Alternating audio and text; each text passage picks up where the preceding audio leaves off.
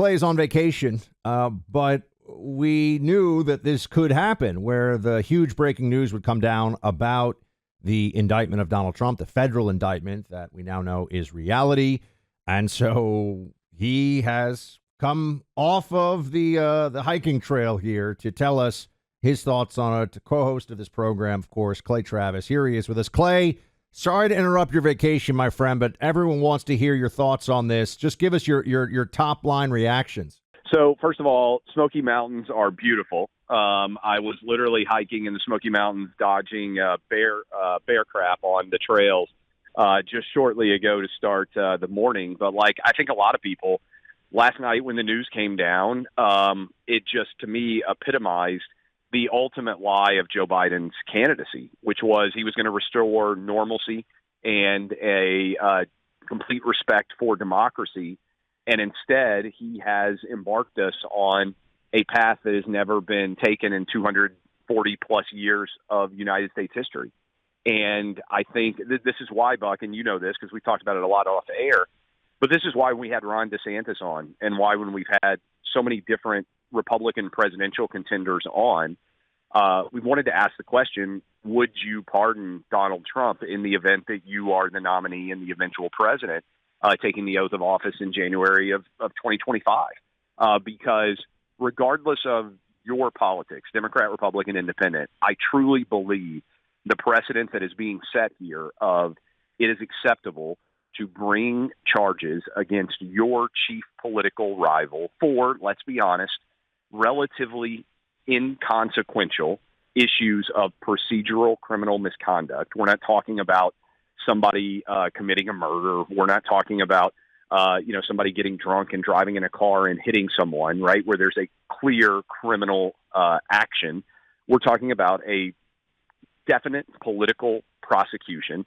Donald Trump would have never been a defendant on any of these issues, either in New York, Atlanta, or certainly in federal cases, if he was still in office, right, or if he had never decided to enter into politics. And so I think the Republican Party and reasonable independents, and frankly, people who are not crazy Trump derangement syndrome members of the Democrat Party, should all be aligned against the precedent that's being set here, because this is what banana republics do. If it becomes the case that when you lose an election, not only do you lose an election, but you potentially are going to be put behind bars when you lose that election. This is a fundamentally different world than we've ever lived in as an American democracy before, and Trump will not be the last president or former president to face charges like these. Clay, we're speaking to Clay Travis, co-host of the show, everybody, for joining us in progress here. Clay, do you think that the fact that this is going to be in Miami, that it's going to be a Miami jury pool, is a big factor in this? Like, how do you assess that component? Because I think that was a little bit of a surprise. Everyone was expecting D.C. initially. Yeah, well, this is where, again, I would give credit to our callers. When we had Andy McCarthy on last week, people may remember I specifically asked Andy, because a caller had been asking the question, why was this proceeding, given that it's obstruction charges and related to classified documents that all seems to have originated from inside of Mar-a-Lago in Palm Beach in Florida? Why was this taking place in Washington, D.C., or at least the discussion surrounding where the charges would be taking place all centered on Washington, D.C.?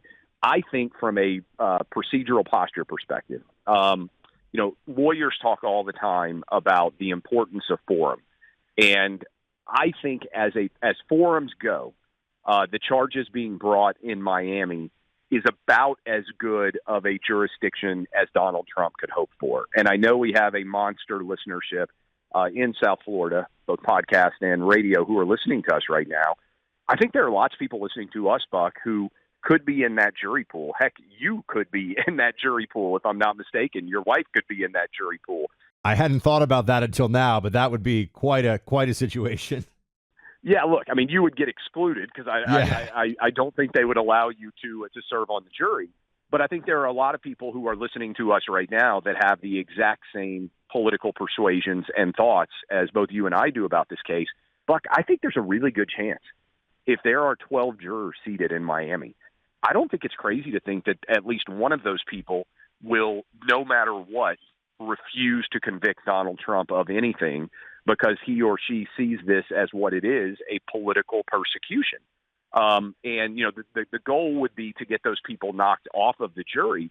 But let's imagine that, you're a first-generation recent arrival from Cuba or Venezuela, and you have seen what happens in socialism run amok, and you have seen what countries can descend to when politics moves into the courtroom and you try to put political rivals in jail.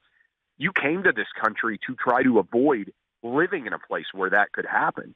If I'm a recent, arrival from Venezuela or a recent arrival from Cuba or so many countries, right, all over the world, I don't want to convict Donald Trump because I don't want my country that I now have moved to and that I love to end up this way. And that says nothing of all of the, people who've been in the United States for generations and feel that way. But well, as someone who lives in Miami now. All right, welcome back to Clay and Buck. People from Latin America we've been having America for freedom and are huge Trump supporters for that reason because they believe in American excellence and American exceptionalism. RAD. I think it's going to be really hard. This is just my perspective. We don't know the full scope of the charges, and we don't know all of the details yet. So we're obviously talking in that scale, but I think we have a pretty good sense of what they are. I think it's going to be really hard to get a conviction in Miami. I generally do. And again, this comes back, Buck, the question that I've kind of been hammering on for a long time is timing. We've said on this show we thought charges were going to come down in June or July off air. The reason why I'm sitting talking to you right now is because we've been saying, hey, I'm going to be out Wednesday, Thursday, Friday. This trip has been scheduled for a long time. But I said, hey, it wouldn't shock me at all if these charges came down on Friday. And instead they came down, we became aware of them on Thursday evening. But I think this is going to be, depending on the timing, a really hard case to get a conviction on, presuming that the jury pool is, as I would anticipate, as varied in political persuasion. This is not going in front of the Washington, D.C. kangaroo court that'll stamp anything because it's 95% Democrat. We'll work it out somehow. You live there. I would think this is basically a 50-50 America. Now, it's not Donald Trump getting charged in, rural Alabama or rural Utah, right, where there's like 0% chance he'd be convicted of anything. But it is kind of a jury that would be at least somewhat representative of the larger American electorate, which is very evenly divided on the question of who should be ruling and running our country today. Speaking of Clay Travis, co-host of this program, Clay, the politics of this, I don't know how it's possible that anyone can even make a case that there's not it feels like the 2024 election is tainted in some way before it even really gets fully underway. What do you make of all of it? Well, this makes January 6th seem like jaywalking, right? And this makes Russia collusion seem like, I don't know, maybe driving 5 miles over the speed limit on the interstate and getting pulled over for violating the speed limit. This is the most egregious, influential, consequential, indefensible act to determine the outcome of an election that has ever occurred in any of our lives. And so, to me, this is why I started off when you asked me the question, the ultimate message that Joe Biden ran on was, I'll restore normalcy to America. And the most impactful thing that he has done in terms of democracy now is exceed the parameters of precedent that, to a degree that we've never seen in 250 years, in trying to have his Department of Justice put Trump in jail, in prison, instead of being able to run against him for president of the United States. We've truly never seen this. And so from a political perspective, here's where I'd say you have to, I always try to, and you know this, and we talk about this, try to strip away super emotion, because it's very easy to allow emotion to rule your analysis. And I always think, and this is me being a lawyer, it's important to take a step back and just kind of logically work through the case and the facts and the details, and not try to get the emotion leading, but have the logic leading. What Democrats are trying to do here, in addition to put Donald Trump in prison, is they want Trump to be the nominee. I really do believe this is the political calculus. I believe they think that charging Trump with all of these crimes simultaneously elevates him in the Republican primary race by making him even more of a favorite, making him more likely to be the nominee. while simultaneously destroying him with independents and the people who are persuadable, who make the decision basically about who wins our election. Now, that calculus could be wrong, right? Because in 2016, Democrats were ecstatic that they were getting Trump against Hillary. But Democrats in 2020 picked Biden specifically to run against Trump. And I believe Democrats believe that if Joe Biden is the nominee in 2024 and we get a rematch, that they will beat Trump again, and they feel more confident in beating Trump than they do any other Republican. So to me, if I'm looking at this from the Democrat perspective, leaving aside the trampling all over the ideals of American democracy and the awful precedent that they're setting, from a raw political calculus, let's figure out a way to win perspective, they believe this makes Trump more likely to be the nominee.